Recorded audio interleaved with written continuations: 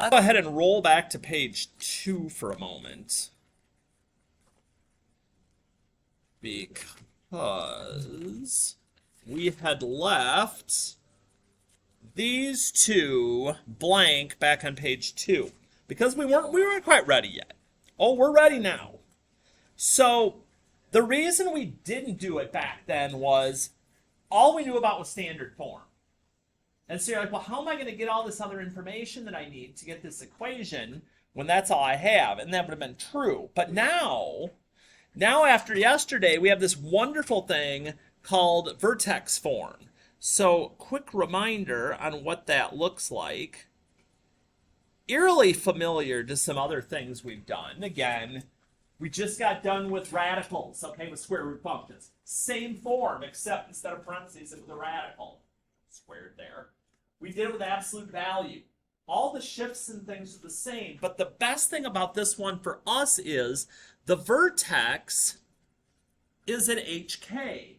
So since we know what the vertex is, we already have 2 of the 3 bits of information that we need. Because to make this equation work, we need to know A and H and K.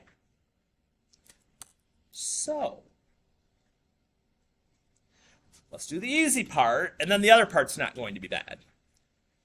So in my parentheses, we do X opposite of H. So the opposite of negative 2, because that's H and K. The opposite of negative 2 is plus 2 squared. And then plus K means we just keep that K value. Now, what about A? So we talked yesterday when we talked about 1, 3, 5, or how I figure out the slope, in quotes, of these points, that what we're basically looking for is where is that next pair of points? I'm looking for points that are going right through like the crosshairs of my grid.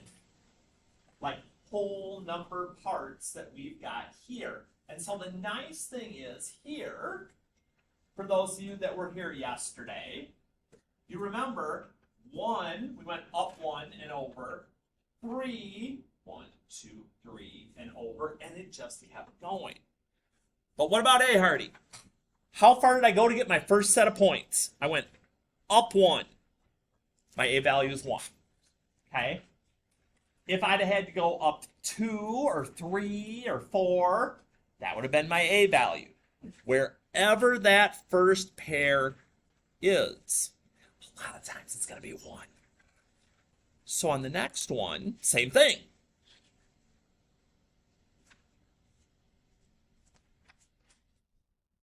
There's, if I can fold my page, there's my H and K. X opposite of H plus K. And again, sometimes, like we are in this situation, we're having to find those other couple of points. And again, we're just looking for where they go through the grid, okay, through the crosshairs. Again, it's only 1, but ooh, it's down 1. So that would be my A value. That's it. So whenever you're asked to find an equation, basically we're saying, hey, what's the vertex? And hey, how far is it to get to that first point? So we won't get into nasty ones like we did yesterday where you're got halves and stuff like that when you're looking for equations. We're not going to go down that road. But that's just another nice little piece of what we did yesterday. So we got to keep adding nice pieces. So here comes the next nice piece. Back to page 7 we go. We're going a little calculator crazy today because sometimes numbers don't come out nice for these. I know that's hard to believe in here. So our third and final form, we've had standard form. Okay. Yesterday we had vertex form. Now today we have intercept form. X intercepts. And so our A is still going to be here, but now this is going to be in almost a factored form for us. But it's going to tell us right away what our X intercepts are, which gives us 2 points on the graphing. That's kind of nice. The other thing, again, our axis of symmetry, we're going to have to work a little, though. It's halfway between my 2 points. It's like doing a midpoint formula. Still find x the same way, and we can find the vertex from the graphing calculator. Okay, for those of you that don't like doing formula and algebra stuff, why are you in algebra? No, never mind. We're going to use the calculator to do this. So, I'm not going to talk about this a lot until we're down below and actually doing it, but we're going to start letting the calculator be our buddy here. So here's what we're going to do. Let me move down a little further because we actually got to have a problem to make this work. Okay, we got lots of stuff going on here. I would say before we do anything else, we probably should take a peek at what this looks like. So let's clear that out.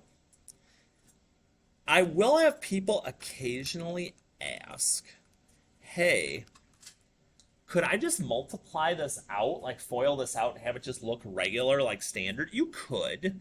I don't think it's going to be that big of a help to do it. All right, so there's my parabola. So I can answer a couple questions. It's opening up, all right. And if it opens up, we're down in the bottom of the valley. That's a min. We'll get to the value. We'll come back to that. Now the rest of this, I got to figure out a little bit. So here's the first thing. If I pull up my chart, again, second table, and I start to get some of my info from down here, I'm like, okay, so my x-intercepts occur when y equals 0. So anywhere I see y equals 0, that's an x-intercept. And I see 2 of them on here. Coordinate points, people, not x equals. Again, that's a line. But I want you to notice something with those x-intercepts. If you compare those to the parentheses you have up here, all you would have to do to get those is set those each equal to 0.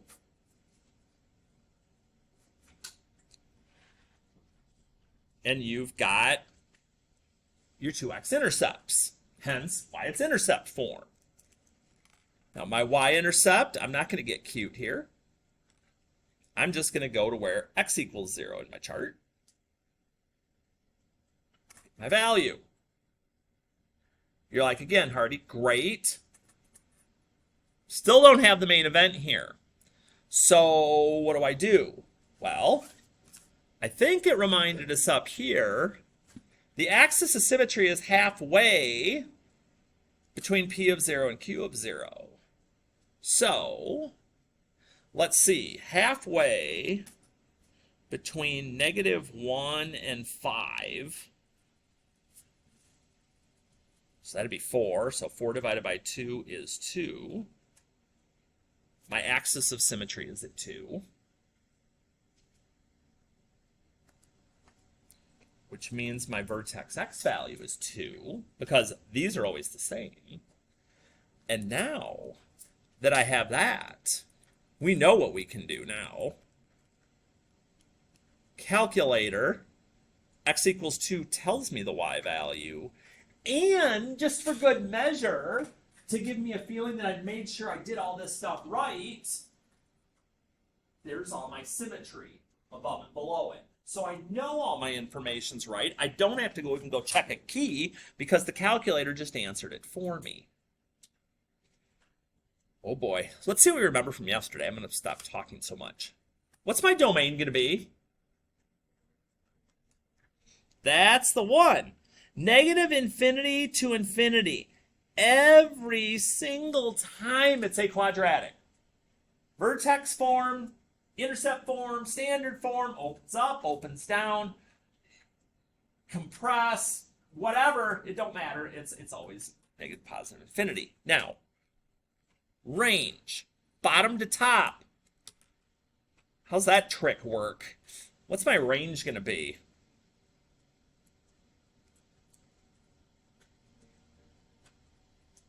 -9 to infinity, because your vertex y value always has a direct connection with your range. Now, where the -9 goes can depend. If it's opening up, it's where it starts. If it's opening down, it would be where it ends. But either way, the -9 is a major part of this. So we did like almost all that stuff. We needed a little calculator help, but it wasn't anything terrible. So we get to this next one. Now this is going to get a little more interesting. Actually, now that we did that, I want to show you something with the calculator before we get away from this problem. Because we got all this info up here. So you're like, okay, we got this thing in here. Let's say before we found the vertex or anything the way we did, we were fine. But what we're going to do is, we have a min right here. So we're going to do second and trace. You can find the minimum or the maximum using the calculator. Now we're at the bottom, so we're going to be a min. So we're going to use number 3 this time. So here's our little cursor friend. So move your cursor to the left of the vertex and hit enter. Well, it's already to the left of the vertex. My vertex is down here. So I'm just going to hit enter. Bam. And it actually left bound, left side. Enter. The question changes. Now my cursor needs to move to the right of the vertex. Only, oh, I got to write this in here. Only use left and right arrows. If you hit the up or down arrow, it's over. You got to start over. So I'm going to use my right arrow here. And I'm going to start right arrowing until I make sure that I'm to the right of my vertex, because that's what this is saying. Right bound, I need to get to the right. I'm going to hit enter again. Notice those 2 little lines that are on here, or maybe you can just see the arrows depending on what settings you're in right now. Those are the boundary lines where we're saying, hey, the vertex is somewhere in here. So once you do that, we're going to hit enter one last time and check it out. Minimum 1.99999, otherwise known as 2, okay? Y equals -9. My vertex is at 2, -9. The calculator can calculate it for you if you don't want to do the midpoint, -b over 2a, whatever it is. You now have an out. Okay? Algebra works. Technology works. So we got to figure out which ones we like and use them. So let's play more calculator-wise on the second one here, just so we can play a little bit. So let's see here. Anybody want to take a shot at if we're going to be up or down before I actually get this graphed? I heard that, and you're right. Why are you thinking down? Yeah, that negative in front. Here it comes. There it goes. If I were to multiply this out, and I'll just let you see what it would be if I FOILed this out. God, we have so many options with these that we can get these done. So it's negative. I'd see that. My A value is negative. So down max. Oops, I was bad. I didn't put my min on the last problem here. So here, I'm going to go right off the bat and do my vertex on here. So second trace. It's a max this time, so make sure you pick the right one. Otherwise, it won't work. And just like last time, let the little questions guide you. Hey, is my cursor to the left of the vertex right now? Yes. Okay. Enter to lock it in. The question changes. Okay, now it says, hey, what about the right side? Okay. I'm going to hit my right arrow until I feel I'm comfortably on the right side of the vertex, which I am now. I'm going to hit enter to lock it in. Now I can see my boundaries. I can see my little arrow saying, okay, we're locked in. What do we do? Hit enter for guess. You don't have to do anything fancy. Oh, this is going to be kind of not pretty. Okay, we can work with this. It's decimally. Oh, crap. Don't worry about it.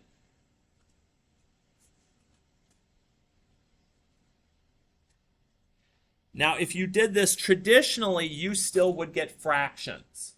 That's okay too. So when we're doing these, you're like, okay, well, this is going to be a pain.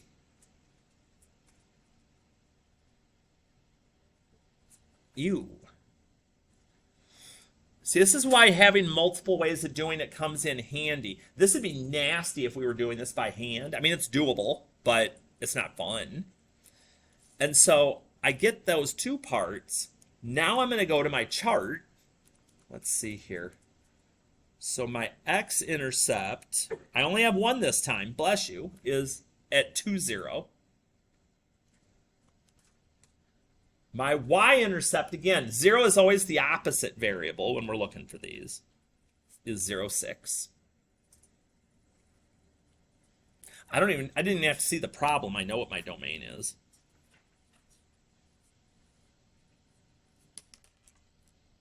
Pull my graph back up for a minute. What's my range going to be?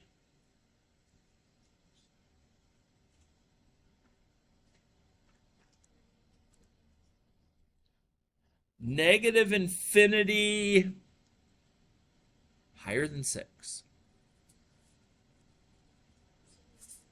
Yeah, the funky decimal.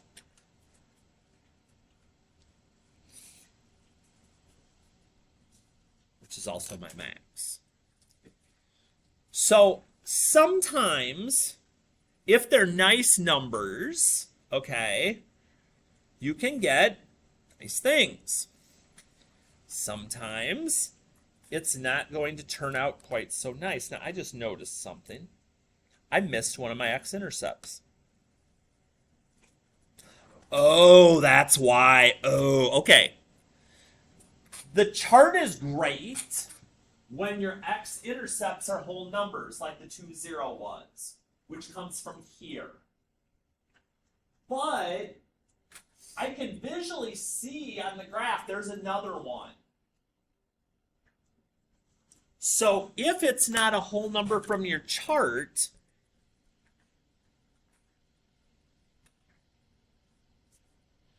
you may have to take that quantity, that set of parentheses,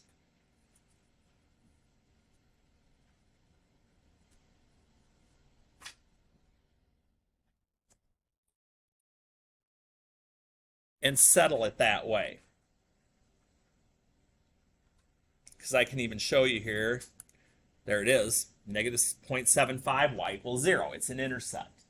Almost snuck one by me. They didn't, but almost.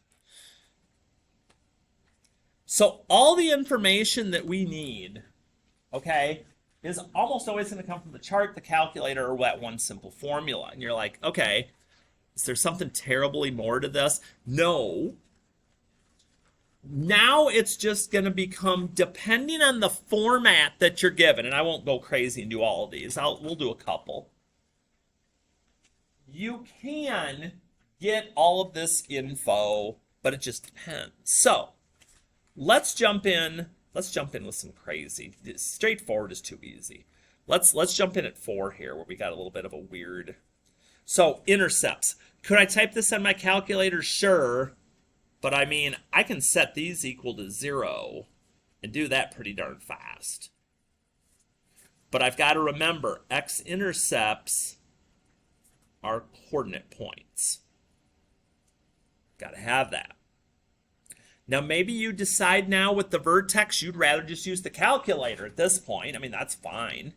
Otherwise, take your 2x values. That -2 serves a purpose when we're graphing, but it's not going to with finding the intercepts. Good question. So let's see here. -3 plus 1 is -2 divided by 2 is -1. So there's my axis of symmetry and the vertex x value. Now, if at this point you want to go to the calculator, that's cool. Otherwise, I mean, you could just stick the -1 in there. It doesn't matter. This is like so many things in here. It's not like always one way, and it has to be this way. Not always. So let's see if we're on the right track here. Do I see symmetry? I do. So I'm a happy camper. Now, since we're graphing, just being honest, Could I, if I wanted to at this point, could I really just take the points from here, plot them, and be done? Yes. But I want to think this through a little more. So I'm like, okay, if I'm going to graph this on my own, my A value is -2. If I'm going to use the pattern, let's try and graph this. Okay, the pattern is 1, 3, 5, but that's when A is 1. Since A is -2, we're going to multiply all of those 1, 3, 5 values by -2. So I would start at my vertex, I'd go down 2, and 1 over each direction, because we're not making lines here, we're making parabolas. So down 2 over 1 each way, down 1, 2, 3, 4, 5, 6, and over 1. 1, 2, 3, 4, 5, 6, over 1. Down 10 and over 1. Most of the time, we're not going to get to this bigger number, but those first ones. Now if I pull my calculator back in, -2, 6, 0, 6, 1, 0, -3, 0. The pattern you use is the same as if you just did it on your own. No big thing. If it's a fraction, ooh, fraction and fractional x-intercepts. Ooh, this is nasty. Okay, let's play this. So I look through. Again, setting those each equal to 0. So we'd subtract the 2, divide by 3.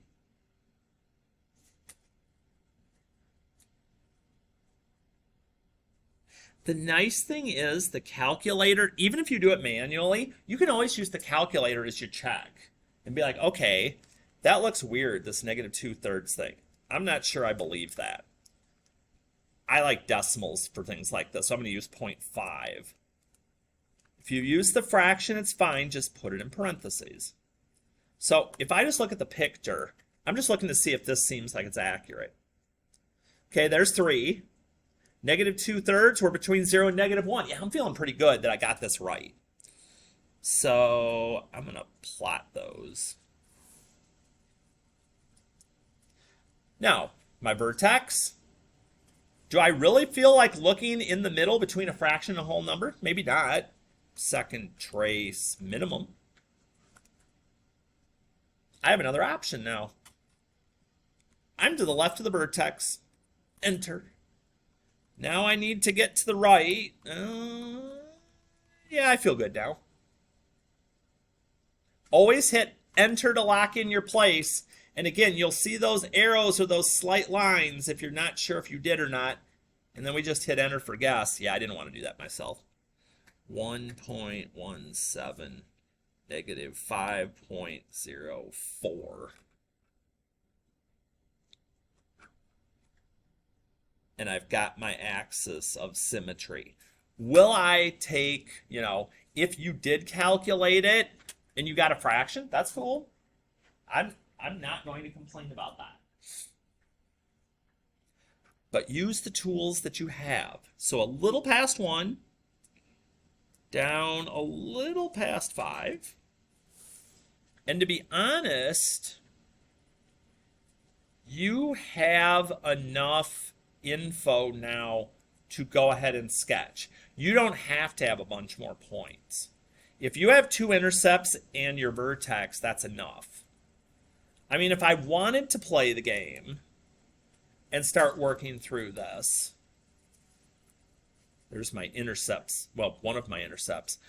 You could go up 1/2, which is kind of interesting because we're already in the thing. I wouldn't do this, but you could go up 1/2 and over 1 each way, and then up 3/2. No, you don't want to do all that. If you have the intercepts in your vertex, you have 3 points. 3 points will be enough for itself. And it's the same options you have when you get to 6 and 7. Now, this is where it gets a little more interesting. Last one I'm going to play with here. So if we're playing with 6, you're like, okay, Hardy, x-intercepts, we'll get to those. A equals 3, B equals 1, C equals -4. You have a choice now on vertex. You can put this in your calculator and go find it. Or you can be like, nah, I'm going to keep going the old school way. Opposite of B over 2A. Oh, yuck. -1/6. I don't know if I'm feeling that, Hardy. Let's use the tech to see if that's right or if I did something wrong here. Oh, that looks like a possibility. Second trace. Minimum is my vertex. Left bound. I am not to the left. I need to get to the left. Okay. I'm on the left. Enter. Now I need to be on the right. That's kind of good. Enter. Guess. Don't wanna.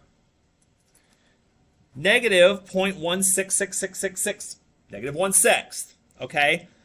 I don't care again if you go decimally.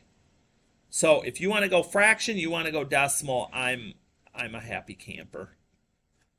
-4.08. Yeesh.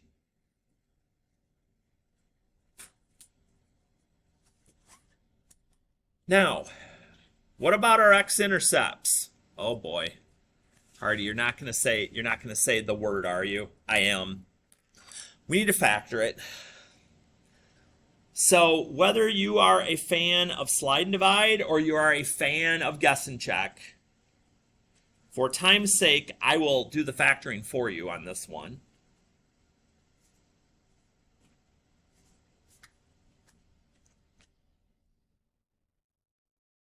You still need to set each of those equal to 0 to get these. So I'm going to get +1 and -4/3, I believe. Yep.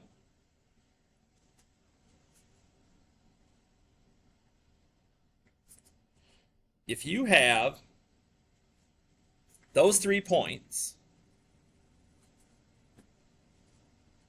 oops, my dot needed to be on this side. It's -0.17.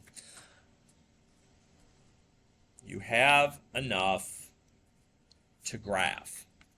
The pattern works great when you have a whole number vertex. If you don't, okay, don't beat yourself up thinking you've got to go into all this other stuff. You need 3 points, okay? If that's from taking the vertex and your 2 intercepts, cool. If it's not from doing that, if you can get whole numbers, that's fine too. But this is going to be like everything else. You got to play with it to work through those wrinkles. So, here's the game plan. Okay, you kind of look through over on 5 and 6 here, and you're like, all right, what has he got in store for us here? I would say this, okay? I'm going to go crazy enough here. You're going to be like, Hardy, what are you doing? All right, I'm going to start circling problems. Because on the front here, I'm perfectly content with you doing odds, okay? That's great. On 5, 1, 3, 5, that's great. It's visual, it's straightforward, you're getting to play with all the things, you've got answers, that's fantastic. Here's where I'm going to adjust though. When you get over to page 6, you need to do a couple of each type. So odds are still fine on 7 and 9, there's still 2 of them. But over here, do 11, great. I please would ask that you would also do 10. You need to have practice with standard, vertex, and intercept form. Not just one of these. You need to play with all of them. So if you're nervous that on number 10, you're going to be like, I don't even know if it's right or not. You know what to do. The full-blown key is up here. So if you need to take pictures of a couple of things so you can check things as you go and make sure it's going great, That's awesome. I would encourage that. It would also encourage me turning off this video instead of continuing to talk aimlessly while it